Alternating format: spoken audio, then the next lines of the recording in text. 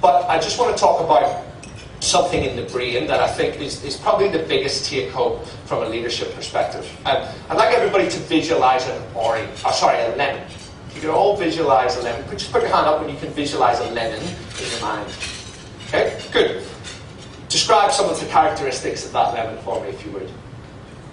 Shout it out. So it's yellow. What else? Oval shape, thick-skinned. What else? Dimply. Yep. Uneven surface. Yep. Sour. Yep. Pretty bitter and sour, isn't it? Okay. Now, I have a lemon here. And if everybody could just watch me for a second, I'm going to change all of your physiology, and very briefly, by doing something to this lemon that's going to affect your mind.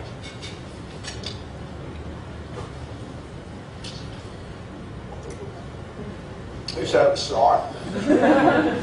Right. Anybody notice that it was starting to salivate?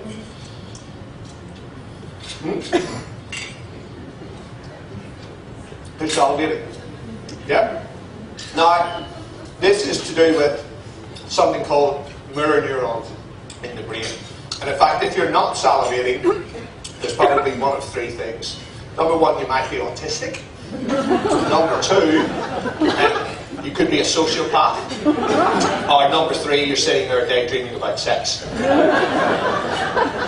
Because this is about mirror neurons. And what mirror neurons do is when you watch somebody do something, you reenact it in your brain. The brain replays it. So I think the big take-home from a leadership perspective is that you are always on show. And our brains are very attuned to read into emotions, and particularly body language and all of that stuff. So particularly when the shit hits the fan, excuse my French, and that's when people look at the leader and see what is the leader's mood, what is the leader's body language, and it has a huge impact on what they actually do on a daily basis. So if we look here, this is what we call a neuropsych battery of the brain. So this is just looking at brain function. Anybody in the room over 20? If you are, this is not a pretty picture, because we can see that there is pretty much uniform decline in all aspects of brain function. However, the big thing to take home is that this is done on thousands of people, so it's averaged out. In this room, there will be people who are declining much more rapidly, and there will be people who are declining a lot less. And the speed of decline is dictated very much by your lifestyle. I'm going to spend a couple of minutes talking about that. But here we have just looking at a normal, healthy brain and an Alzheimer's brain of the same age. What's the first thing you notice? Yeah. Now, I just want to show you a little video that they take. John Stevenson was diagnosed with Alzheimer's 7 years ago at the age of 53.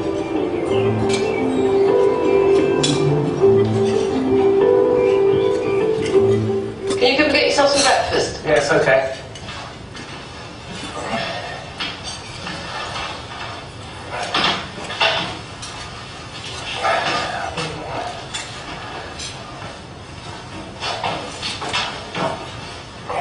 You get the plates out. Yes, thanks. I think somebody once described Alzheimer's like a tree with Dutch elm disease, that they were dying from the inside out. It does seem to express a lot. Sort of the inner being's gone.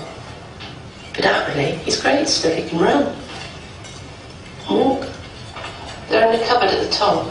He can't make himself a cup of tea. He can't even get himself a glass of water. If he did happen to find the cupboard where the glasses were in, he probably wouldn't be able to turn the tap on for the water. You ask me, how difficult is life? How does it affect John? It affects every single thing in his life.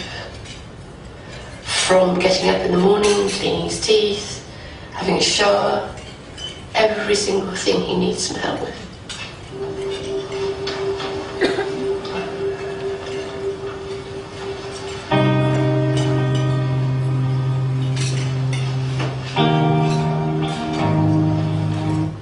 That's obviously pretty hard hitting. Does anybody in this room think about Alzheimer's and have strategies to prevent it in themselves? Put your hand up if you do. Okay, so probably less than 5% of the room. And I'm guessing that probably those guys know someone with Alzheimer's. Do you think John Stevenson was thinking about it when he was in his 40s, that he was going to be at 53, have full-blown Alzheimer's? Now, we tend to be... we tend to think that Alzheimer's is a genetic condition. We now know that it's not. Alzheimer's has got a new name in research circles. It's called type 3 diabetes. Because we know it's a lifestyle disease. It's lack of movement and poor diet. High sugar, high fat diet, and that blocks off the little vesicles, that blocks the blood flow to the brain cells, and the brain cells die in their tens of millions.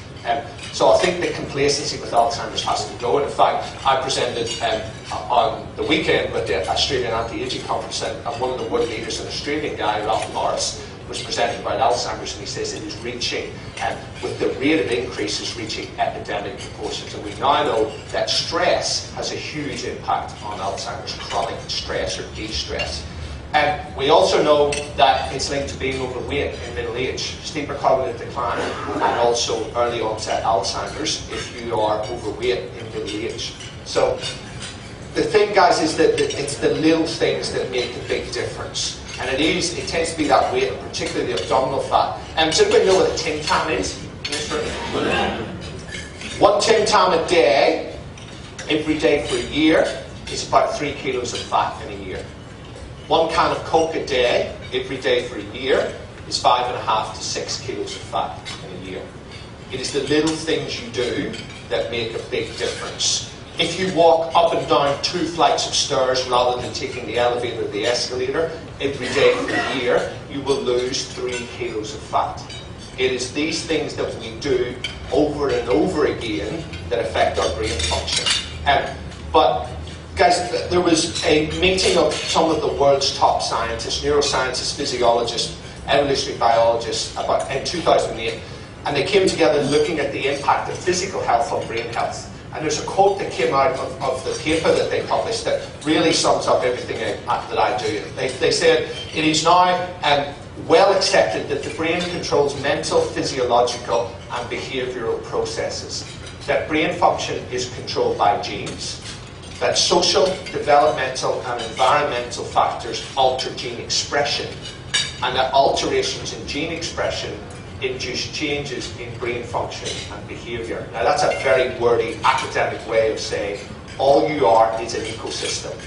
And what you do on a daily basis, how much you move and what you eat, influences the expression of your genes. They influence your brain function, and the brain function dictates your behaviour. And we know that sedentary behaviour leads people to overeat more. We know that people who exercise more have more control over their emotions, and you can see the growth in certain brain areas, whereas with overeating, you can see there's actual atrophy of certain brain areas to do with controlling your impulses and your desires. So we are this big ecosystem, and every single day you make choices that influence your gene expression, that changes your brain function, and that dictates your behaviour. But we know that exercise is one of the biggest things to control gene expression. And here are just some of the genes that are influenced by a single bout of exercise. The key take home from this, 37% of them are to do with brain health and plasticity. But I just want to very quickly go into some research that we just recently conducted with SAP. Probably a lot of people are aware of SAP, big global software company. And I do a lot of work with them, and we did a controlled clinical trial with the Brain Sciences Institute at Swinburne University. We took 2 groups of people in SAP, all sales executives, and coming up to the end of the financial year, a very, very stressful time for sales guys. And what we did is one group basically got lifestyle education. I did about 4 hours of lifestyle education, and then they did a 10,000 steps program. So a team-based challenge, 10,000 steps a day. The other group did exactly that, but they came into my gym 3 times a week, and they did vigorous exercise, team-based stuff, and lots of different stuff, not the sort of normal stuff you'd see in the gym, but and we measured their brain function, their biological age at the start, and then we measured it again at the end. Now, in terms of their biological age, those who were in the walking group improved, and by an average about a year. Those who did the exercise as well improved by 5.5 years on average. And just looking at some of the aspects of brain function, firstly, we did a few things on mood. Now, you'll notice that for some reason, just due to chance, the control group started off a little bit higher in a lot of the tests, but it's the slope of the line that we're looking at. So just walking did nothing for alertness over the course of the 8-week study, whereas the exercise improved alertness. And there were also changes, increases in vigor or energy levels in both groups, but much more so in those who did the vigorous exercise as well as the walking. And interestingly, the anger. And so that's related to stress. And end of financial year, very, very high stress.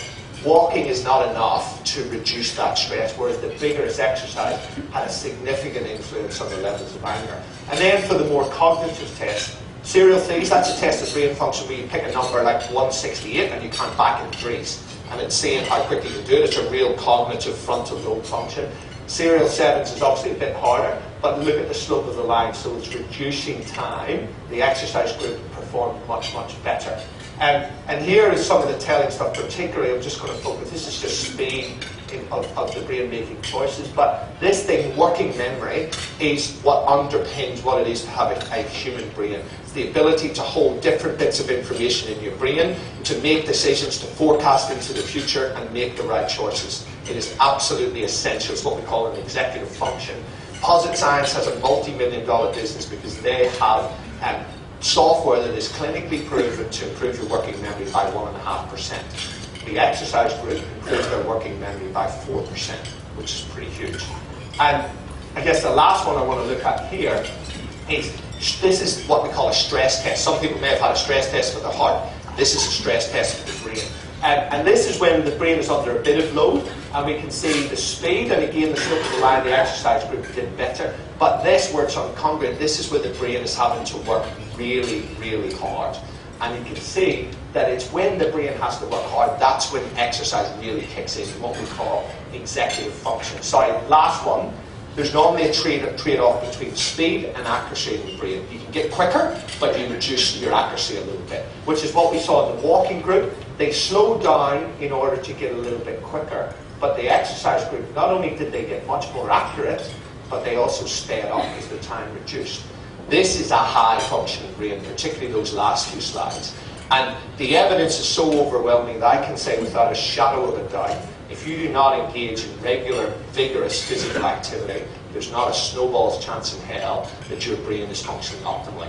You may have been blessed with a good brain, but no chance can it be optimally, and I think we've proven it in this.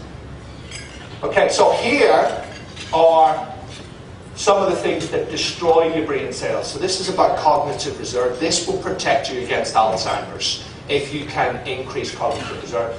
Saturated fat, sugar, excessive alcohol, no surprises here. Exercise, particularly because of certain growth factor. Things like blueberries and other berries, and fish, moderate alcohol, meditation, and cannabinoids, and the sort of compounds that are in cannabis. Don't shoot the messenger. But what were we talking about? No, it's what we actually know. It's what we call endocannabinoids that are actually released from exercise. Because when you smoke pot, you normally smoke it with tobacco, which really isn't good. Okay, so let's move on to performing under pressure. And the key thing to understand, guys, is there's two parts of your brain that are key in the stress response. When you're stressed, there's an area of the brain called the amygdala. You've got one in each hemisphere, and it becomes highly active. It's your threat response, and it kicks in a fight or flight response. It wants you to either punch your boss or to run away. And it's the frontal lobes, the frontal parts of the brain that actually kick in. That's the rational part of the brain that says, you know what, that's not a good idea, and it's not a good career move, let's not do it. So there's a tug of war, and if your amygdala wings out, that is when you lose it. And maybe a minute later, or an hour later, or a week later, you think, maybe I shouldn't have done that. And that's when the frontal lobes come back online. So a lot of this is about how do we feed the frontal lobes and reduce the intensity of the amygdala. So I'm going to go through a few little things we can do. We'll just skip through those. Okay, so I'm going to talk about the good, the bad, and the ugly.